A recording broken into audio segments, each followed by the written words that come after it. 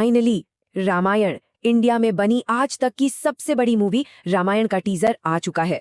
और सच कहूं तो इसका इंतजार करना ओहो मतलब बहुत ही मुश्किल था। ये सिर्फ एक फिल्म नहीं है, ये एक इवेंट है बॉस। मैं इतना ज्यादा एक्साइटेड था कि सुबह 7 बजे नींद खुल गई और उसके बाद सो ही नहीं पाया। और जैसे ही टीजर देखा ना, एक फीलिंग आई कि हाँ, ये सच में हो रहा है। खैर, तो मैंने इसे पहली बार देखा अपने नॉर्मल 1080p मॉनिटर पर, और सच बताऊं तो मेरा पहला रिएक्शन थोड़ा मिला जुला था।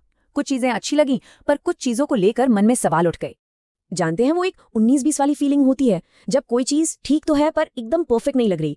जब रणवीर कपूर श्रीराम के रूप में पहली बार स्क्रीन पर दिखे तो वो जो एक वाव मोमेंट होता है ना, वो मिसिंग था। लगा कि कुछ तो कमी है। और सबसे पहला सवाल मन में यही आया कि क्या श्रीराम के चेहरे पर वो दिव्य तेज है, वो डिवाइन ऑरा जिसकी हम सब ने कल्पना की है। पहली बार देखने पर मैं पूरी तरह से कन्विंस नहीं था। और इसी के साथ साथ कुछ और शॉट्स भी थे, जैसे पेड़ पर एक अजीब सा क्रीचर बैठा था, या फिर एक बहुत बड़ा दैत्य जो किसी को कुचल रहा था।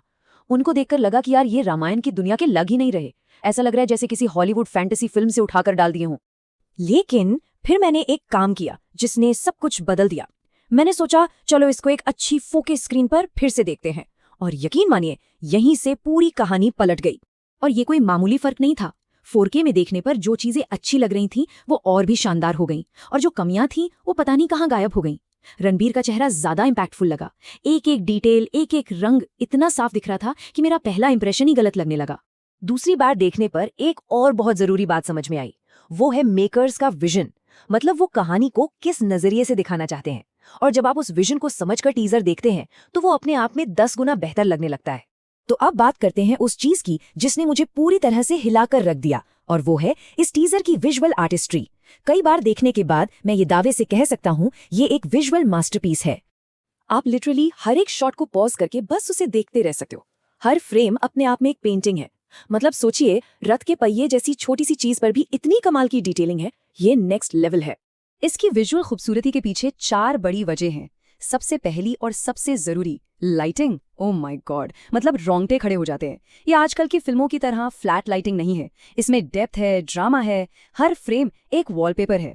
फिर इसका colour palette, grand set design और सिनेमेटोग्राफी, सब कुछ टॉप क्लास है। पर क्या ये फिल्म सिर्फ दिखने में सुंदर है? नहीं। और यही इस टीजर की सबसे बड़ी जीत है। इसे देखकर साफ लगता है कि मेकर्स कहानी के असली सार को, उसकी आत्मा को समझते हैं। मेकर्स की प्रायोरिटीज एकदम सही जगह पर हैं। उन्हें ये पता है कि रामायण सिर्फ एक्शन और बड़े बड़े शॉट्स पर नहीं टिक सकती।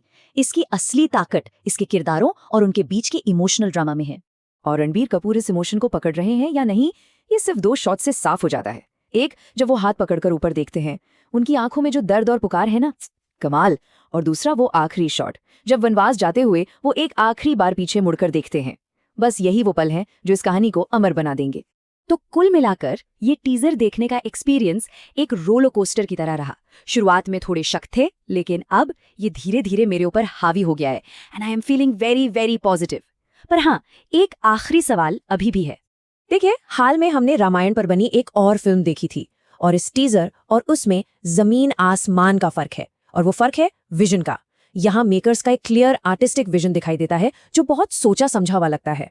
मेरा बस एक ही डर है, और वो है एक्शन सीन्स को लेकर।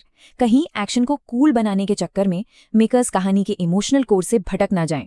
उम्मीद है कि वो एक्शन और इमोशन के बीच एक सही बैलेंस बनाकर रखेंगे। लेकिन इन सारी बातों के बाद मेरा फाइनल वर्डिक्ट एक ही है। So yes, Ramayana is here. जिस विजन, जिस डिटेलिंग और जिस इमोशन का वादा ये टीजर कर रहा है, उसके लिए हम सब तैयार हैं। Let's go. ये एक शानदार सफर होने